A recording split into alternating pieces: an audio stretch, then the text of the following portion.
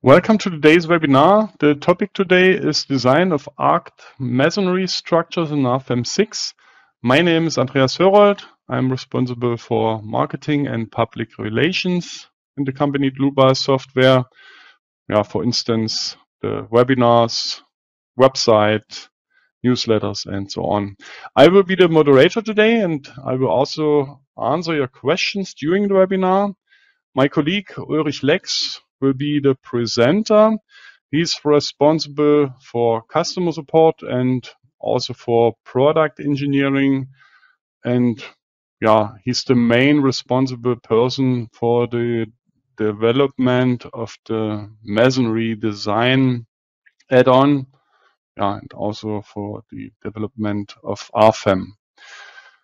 Okay, before I hand over to him, I tell you how you can ask questions. I switch off my webcam that you can see the full screen. You can press that button with the question mark, then enter your question here, press send, and then I will receive your question and I will answer you. The other way is to watch the entire webinar and then email your questions to info@dlubal.com. Okay, then I hand over to Ulrich. Ulrich, it's your turn.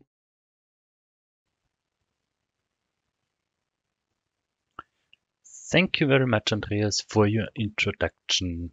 I want to say hello to all too. The topic of today's webinar, as Andreas mentioned, is masonry, in special for arched structures, where I want to show you today how you can create it in RFEM and how it is possible to interpret the results of it. And as a last part, I want to show you how you can create the printout report for it. Masonry have always been an important material for buildings. Also, arched structures are often used. Examples for this can be a volute in a basement or, for example, bridges. In new buildings, these structures are used certainly less, but it is even more important to be able to calculate existing buildings and assess their stability. This is the reason why I prepared two examples today.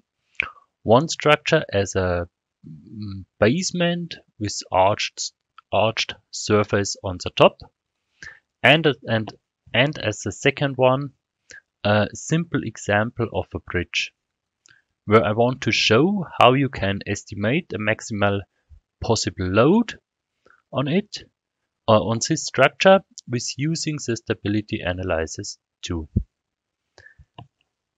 That's all for the beginning. So let us start and switch to RFEM.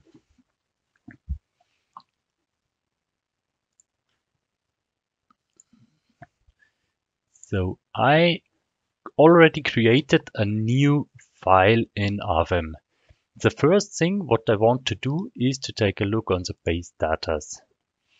On the main sheet, there's no changes for the default settings. What I want to take a look is on the add-ons.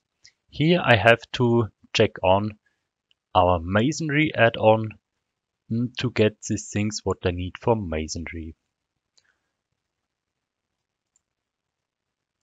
So when I have had done this, I can continue with creating new things. At the beginning, I want to create a new material. One material is existing.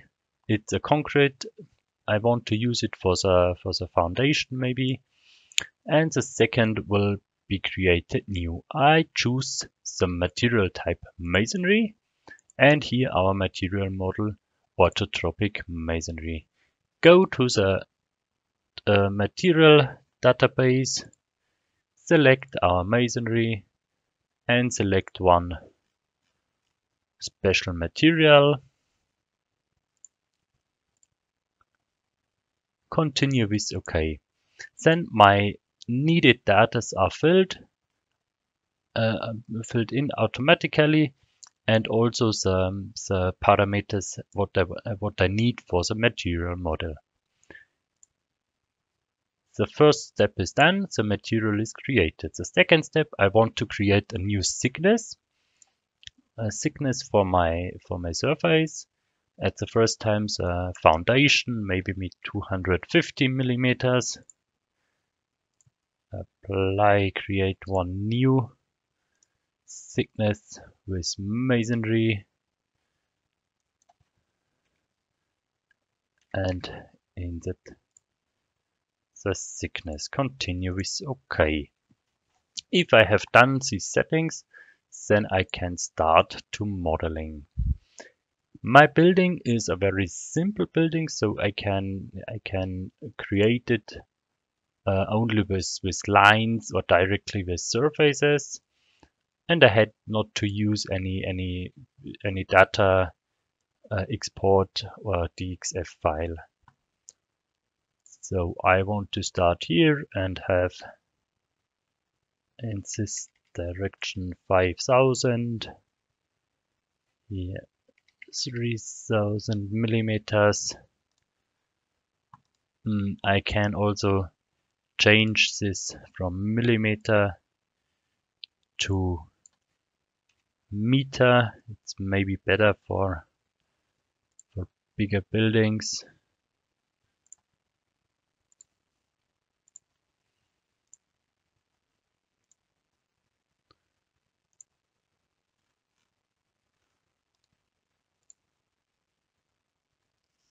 So I can copy this line and create the line in the front. I can switch the working plane.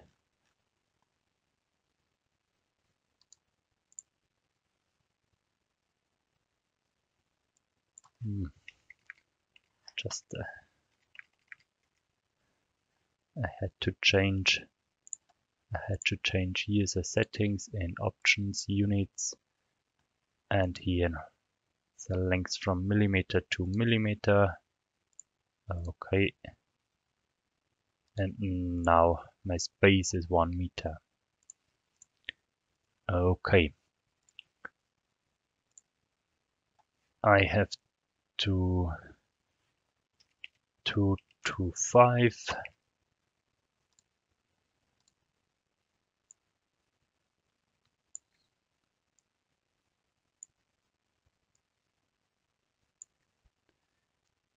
So now I can change it.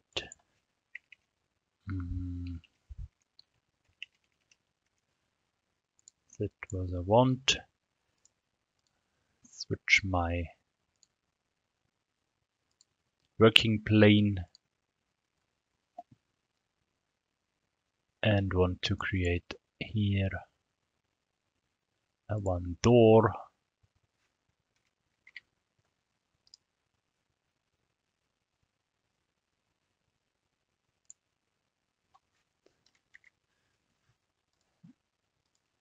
So for better modeling, I can now select only the lines in the front.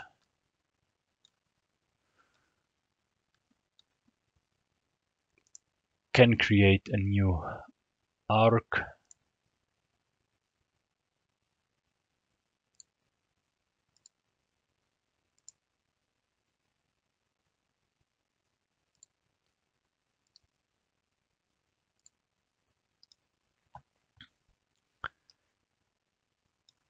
Can create here now 2 lines, maybe 2 helper lines.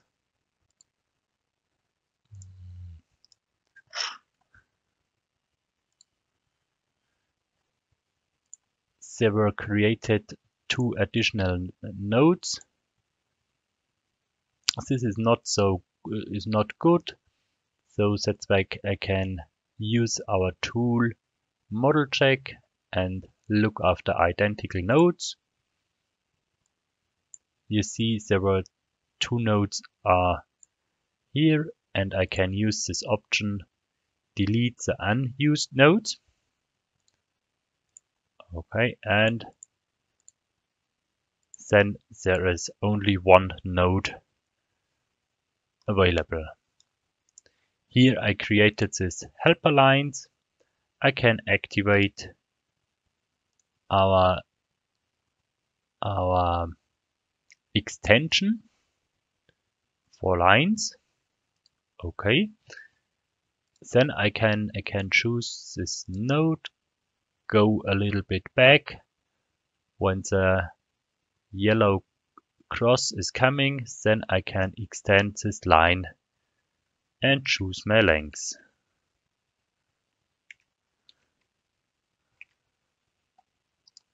The same in the other side. A little bit back and extend this line. And the next steps, I use this arch again. So after this, I can delete my helper lines.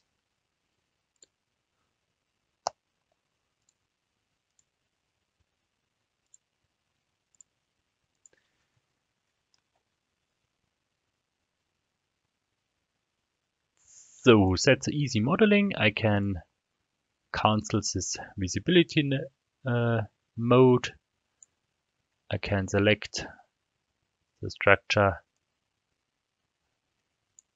and copy it. I can add here some lines.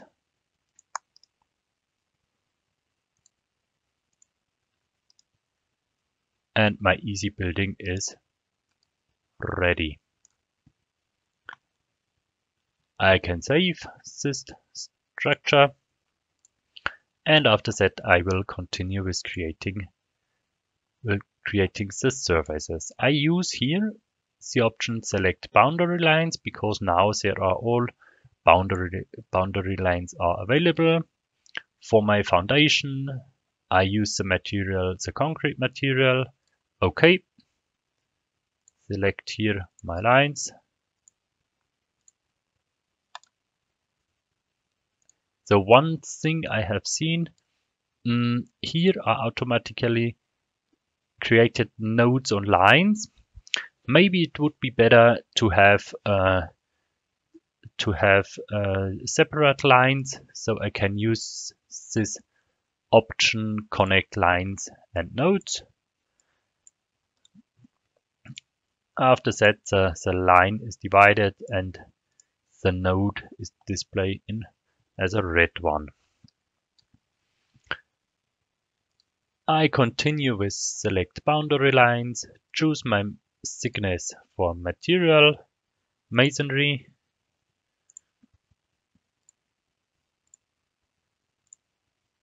and can create some masonry surfaces in an easy way.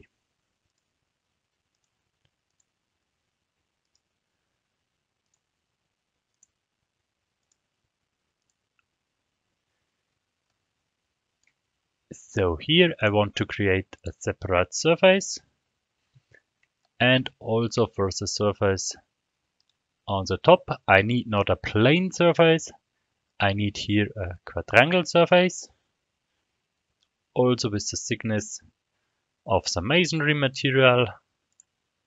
Okay, and choose the boundary lines, and ready is my easy building. So as a next step, I want to take a look at the supports. With double click on the surface, I choose a rigid support. Okay.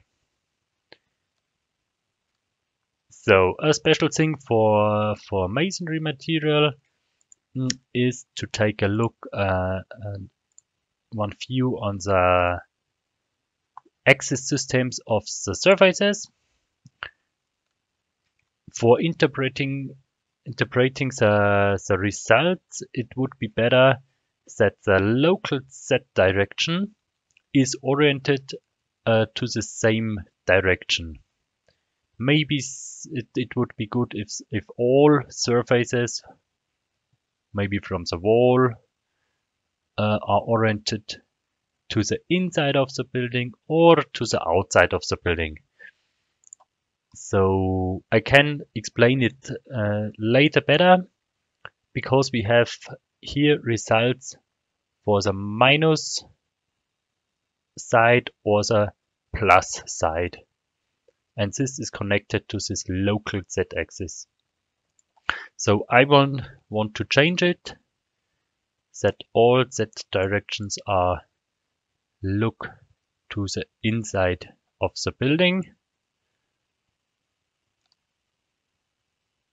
Here it's okay. Right click and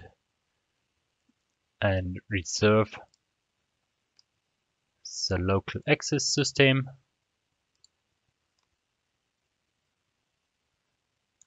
And at the last, what's this? Okay. So for this arched opening, it would be good when the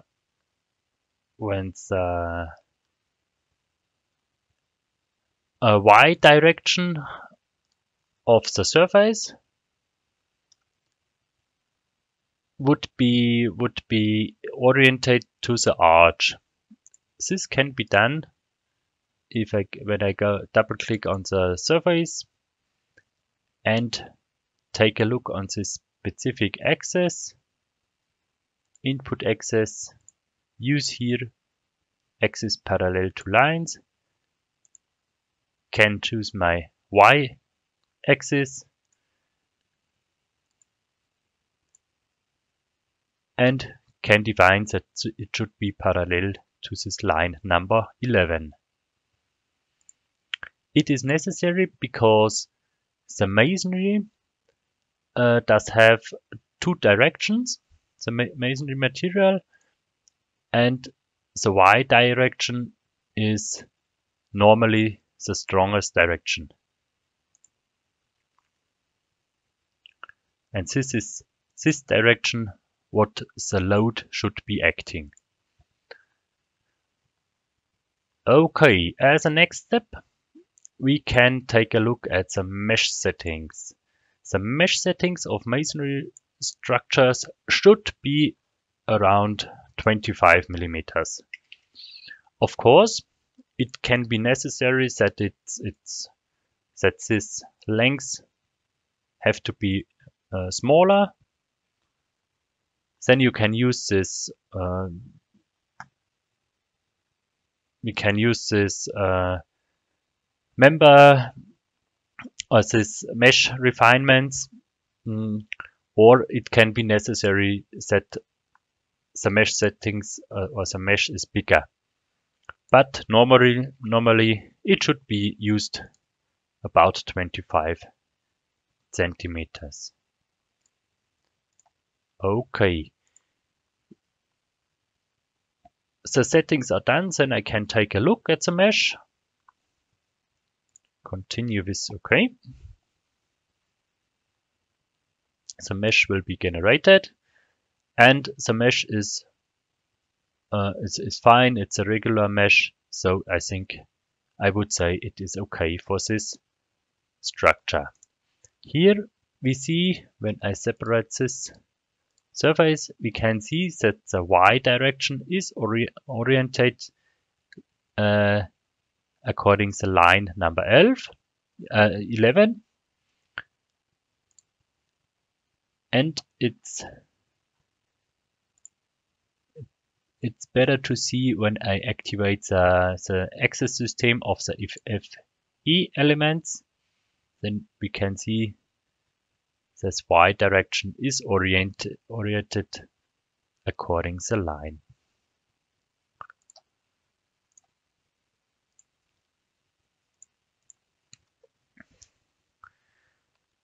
Okay, the next step are the loading. Here I want to create a second load case. The first load case is my self-weight. As a second load case, I want to create a surface load with 10 kilonewton per square meters acting as projected on an area. Okay. The load combinations are created automatically. Here I want to modify the static analysis settings. For masonry, it's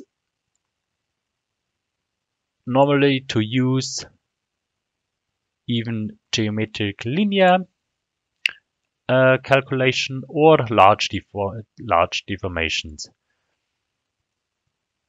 And it's important to set some load increments, so that the whole load is not acting at one load step on the FE element. It's better if you choose here maybe 5 increments. When you want to see the results of each increment, we have here the option to save the results, but you have to activate it. Okay. And also, do we have to set in the combination wizard that we want to use not second order, that we want to use the large deformation analysis.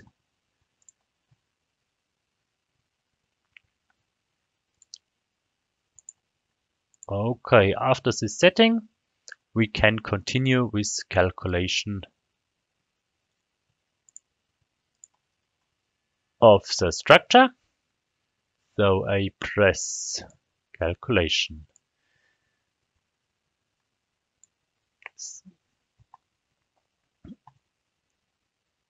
At the calculation diagram, you can see here the method of analysis, large deformation. You can see here the load increments where the solver is computing. You can see this load factor, and in the convergence diagram you see the displacement, the deformation of the system according the load or the load increment. Now we can see that the displacement, the deformation is increasing with the load factor 0.8. Here we have we could now wait until the calculation is finished, but it could be that we have to wait a long time and the calculation will not finish. So I will remember 0.8 and will cancel this calculation at this moment. What can I do to take a look at the deformations at this load factor? I can go to the load combinations,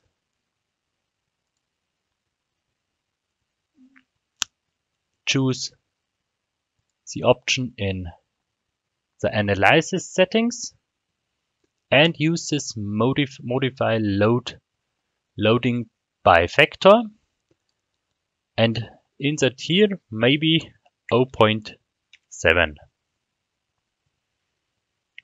Can continue with OK and want to calculate the structure again. Then we can take a look at the results after this load factor 0.7.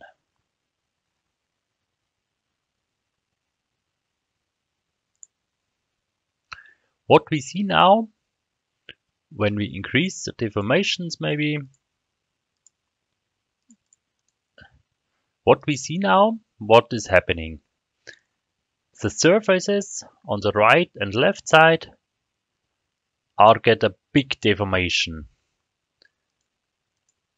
I think it's clear because this arched surface creates some horizontal load, and the masonry on the side surfaces can maybe not have so big horizontal loads. So maybe when we have to compute the structure in reality, maybe we have to think now if we forgot something, or what we can do that it's working again. There are many possibilities. Maybe we can create a new beam, a concrete beam, like a ring beam on the top of this surface. Maybe you can create some additional concrete column, or what could be do when it is a basement. It could be maybe considered the earth pressure on the outside of these surfaces. And that was what I want to do. Now, with double click, I want to consider some support. I want to create the new supports in local Z direction. Maybe some spring constant. Yes. Okay. And the same on the other side.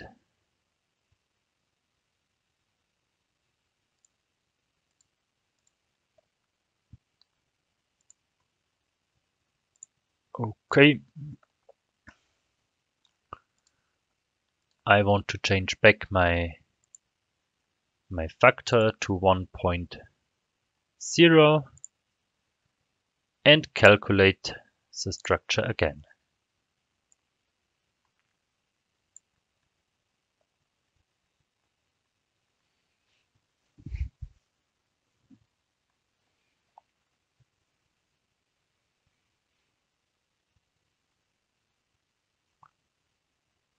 Now I can see that the deformation is increasing too, but it's getting horizontal after some time. That means that was the right thing what we have done. Here it is the last load step, and we got more load, and the deformation is not increasing anymore. So the structure is computed, and this structure is okay for this load what is now computed.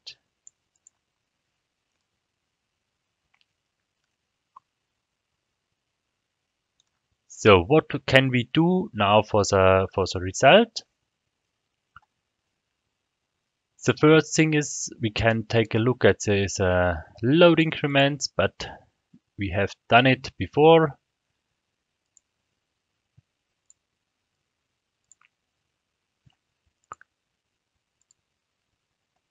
One interesting thing is that deformations. These deformations you can also print to the printout report to create maybe a better view. You can insert some guide object and a clipping plane. You can create a new clipping plane on here maybe. Okay, and just a moment. We have to see the YZ direction.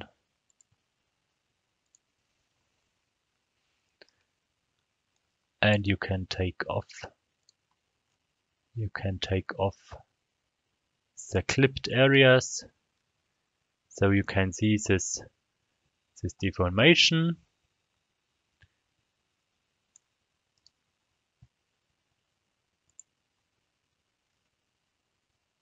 We can create here a new printout report.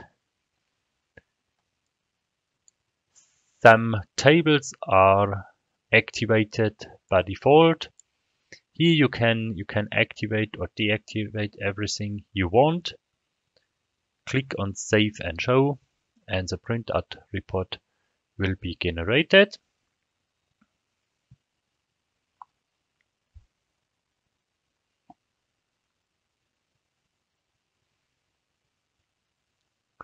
Here you have the basic informations, materials, thickness, lines, surfaces. You have the information about the load, and you have the information about the static analyze settings. Here you have the information about the calculations, that it was okay.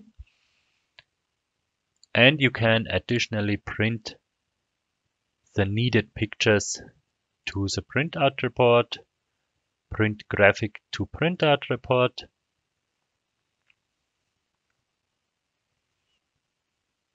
You can do some settings. Okay, with Save and Show.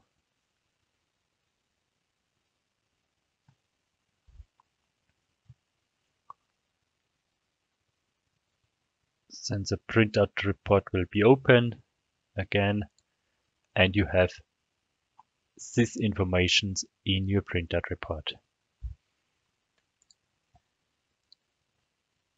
So you can easily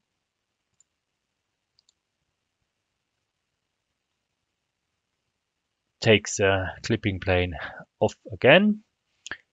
What is interesting is always the strains. The basic strains may be in Y direction, and here we can see this plus and minus results.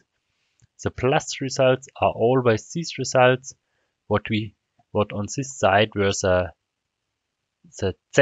local Z direction is oriented, and the minus side is the opposite. In our case, the results on minus are outside, and the results on plus are inside of the building.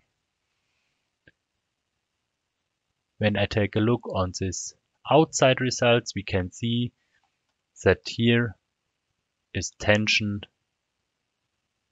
on this edge, and also on the inner side it is tension on the top of the surface. These results are as expected, I would say.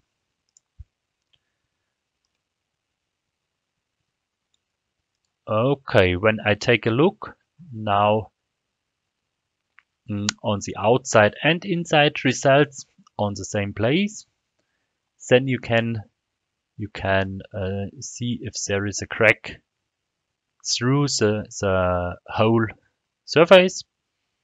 But in our case, on the edge, on the inner side, it's a pressure, and only on the outside is tension.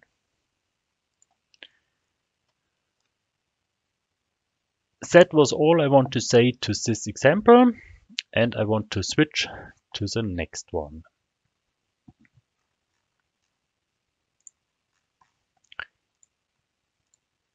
Here I already created the file so that we do not have to model it. I created here something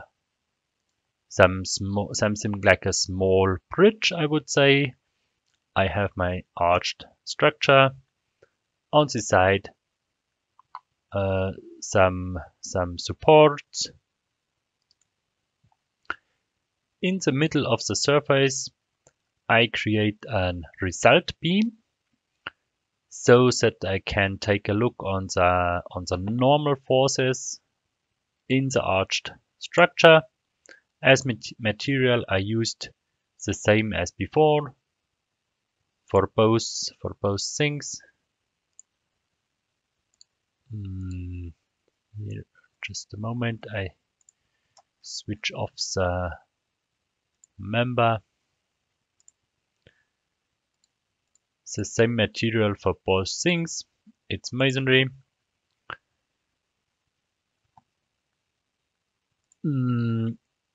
For the mesh settings, I use now a very small mesh because I want to see some more details on the mesh, and I used it is now created as a section.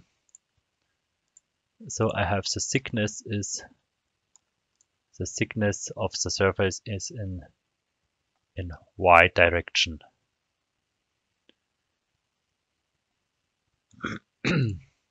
As a load, I created only the same load cases. Here with a load of 25 kilonewton per meters. So when I create this mesh, we can see that we have a lot of FE elements through the thickness of the surface. When I go back to my model before, here we have normally 9 layers through the thickness of the surface. When we take a look on the thickness, then we have 9 layers through the thickness, but we cannot show the results of each layer. We get only results on the outside, on the inside of the surface. If it is necessary to increase this number of layers, we have this option to do it in the thickness. We can select on this option and we can increase this number of layers from 9 to a higher number. But I think the default setting of 9 is okay, only in cases where I have a really thick surface, then you could think about it to increase this option here.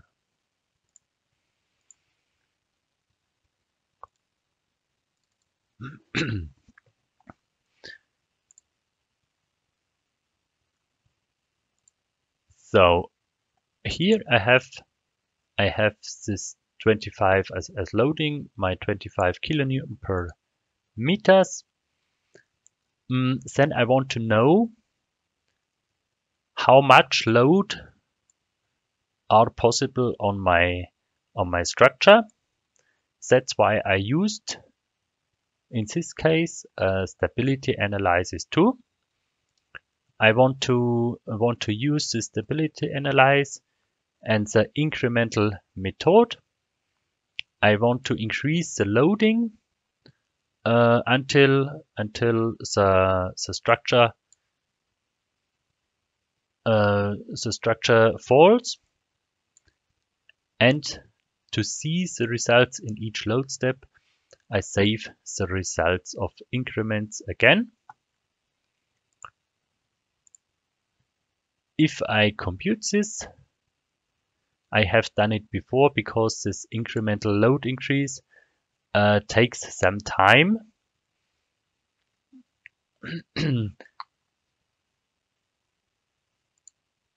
But when I have, as I have computed it, and take a look on the result, then I see that it is possible to increase my load with the factor 2.9.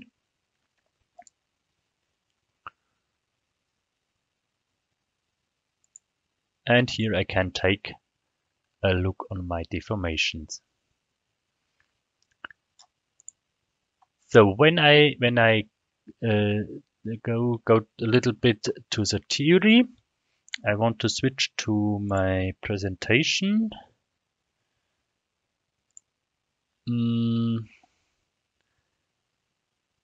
It is possible to estimate the horizontal force or the maximum horizontal force for such arches by this formula. The horizontal load is the load Q mal the length divided to 8f. F is the height of the arch, and I get with this formula about 186 kilonewton. In my case, I get by the stability analysis about 193 kilonewtons. That shows that the analytical solution is nearly the same as the computer calculation in RFEM. So I think it's a very good result of both ways. I can here show the member force on my result beam and have about 193 kilonewton. So what is interesting again on the surface results? On the surface results is, can we take a look at maybe first at the stresses. When I took on the sigma y stresses, I see a maximum tension of 0.098. When I take now a look on my material, then I can see that the maximum allowable stress is 0.1. So that's why the stresses are not so interesting, because the stresses cannot be higher as it is defined by the material. And if they are higher in the structure, then the calculation will fall and the structure is not able, you are not able to compute the structure. That's why the more interesting things are the strains. And here I can take a look on the epsilon y strains, and we can see that here on the downside are tension strengths, and also here on the upside. For an documentation, can we now say, okay, here one FE element is about 25 millimeters. Maybe I have here 50 millimeters, 5 centimeters, where I have a tension, where I think cracks are possible, and the rest of the structure is pressure. I can maybe here about 20 millimeters is pressure. And this is a information where we can say, okay, this structure is okay or not.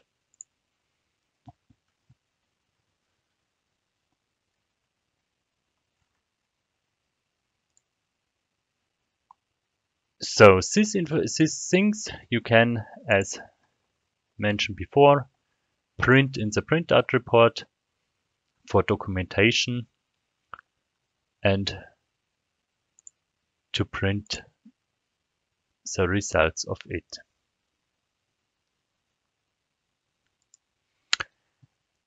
One option or one thing what I want to show you is, as I said, this stability analysis takes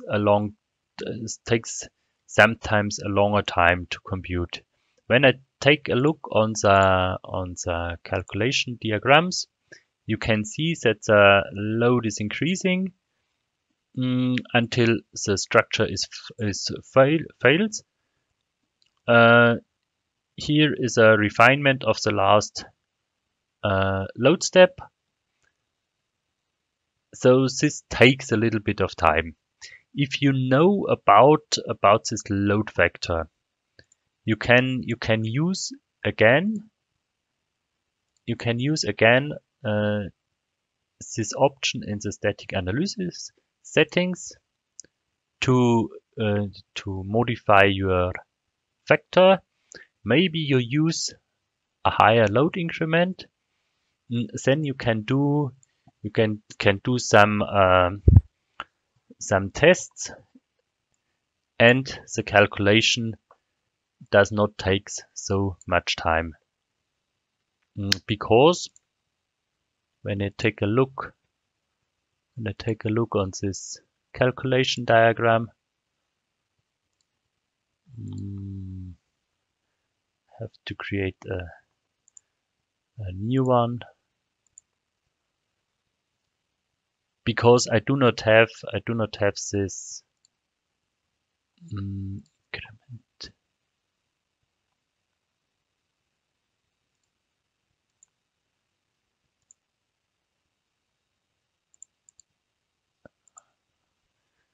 Because I do not have this refinement at the end, or the solver does not have to compute it in the last detail. It's maybe easier to use such a modification, and only in the last step, when I know the calculation is ready or the system is ready, then I can use this incremental load increasing. Okay, that's all from my side. I want to show you. I want to say thank you for listening, and we'll go back to Andreas. Thank you, Ulrich, for your presentation. I have got an additional hint for you. Yeah, just use our free online services on our website. For example, the GeoZone tool. Only a few clicks are for free. If you want to use it more often, then you can buy clicks on our website. Where are the cross-section properties, where you can calculate, as the name said, cross-section properties. Then we have a large database of FAQs and knowledge base articles. Then there are the models to download, as examples or templates for your project. Just use the filter settings or the search to find your model. You can also ask Mia, our chatbot, all the time. All is for free. Just use it. The website is dlubal.com. Okay, that's also all from my side. I thank you for your attention. Thanks to Ulrich for your presentation. I wish all a nice rest of the day. I hope we meet each other in a future webinar. Bye bye.